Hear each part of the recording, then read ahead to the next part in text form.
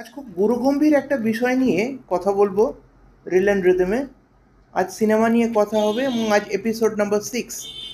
তো যে গুরুগম্ভীর বিষয়টা নিয়ে আমি কথা বলতে চলেছি আজকে, সেটা হচ্ছে ইউথ্যানেসিয়া বা মার্সি কিলিং। আমি প্রধানত তিনটে ছবির নাম আপনাদের সামনে করব, যে তিনটে ছবিতে এই বিষয়টা নিয়ে কথা বলা হয়েছে বা দেখানো হয়েছে। যে ছবিটা সবচেয়ে ফেমাস সেটা হচ্ছে গুজারিশ, যেটা ঋত্বিক রোশন এবং ঐশ্বরিয়া রাই বচ্চন কাজ করেছিলেন। সকলেই বলেন যে এই ছবিটা একটু ভিন্ন ধারার ছবি এবং এই সাবজেক্ট ছিল মার্সি কিলিং বা ইউথ্যানেসিয়া।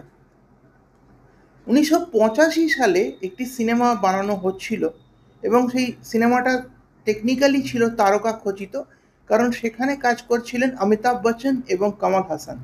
সেই সাবজেক্টটাও একই ছিল, ইউথ্যানেসিয়া বা মার্সি কিলিং, কিন্তু সেই ছবিটা 80% কাজ হওয়ার পরে বন্ধ হয়ে যায়। তার কারণ আজও অজ্ঞাত। ছবিটার নাম ছিল খবরদার। কিন্তু যে প্রথম রেফারেন্সটা আমরা পাই এই মার্সি কিলিং সম্বন্ধে, সেই ছবিটা ছিল 1979 সালের ছবি শায়দ। তাতে কাজ করেছিলেন নীতা মেহতা, নাসিরুদ্দিন শাহ এবং বিজয়েন্দ্র ঘাটগে। এই ছবিটাতেই প্রথমবার আমরা দেখেছিলাম ইউথ্যানেসিয়া বা মার্সি কিলিং নিয়ে কথা হয়েছে।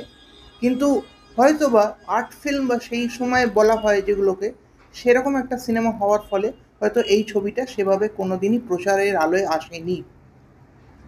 এই ধরনের আরও ইন্টারেস্টিং তথ্য বা এই ধরনের আরও অজানা তথ্য জানার জন্যে ফলো করুন আমার চ্যানেল রিল অ্যান্ড রিদম, এবং যদি ভালো লাগে অবশ্যই লাইক, শেয়ার এবং সাবস্ক্রাইব করুন।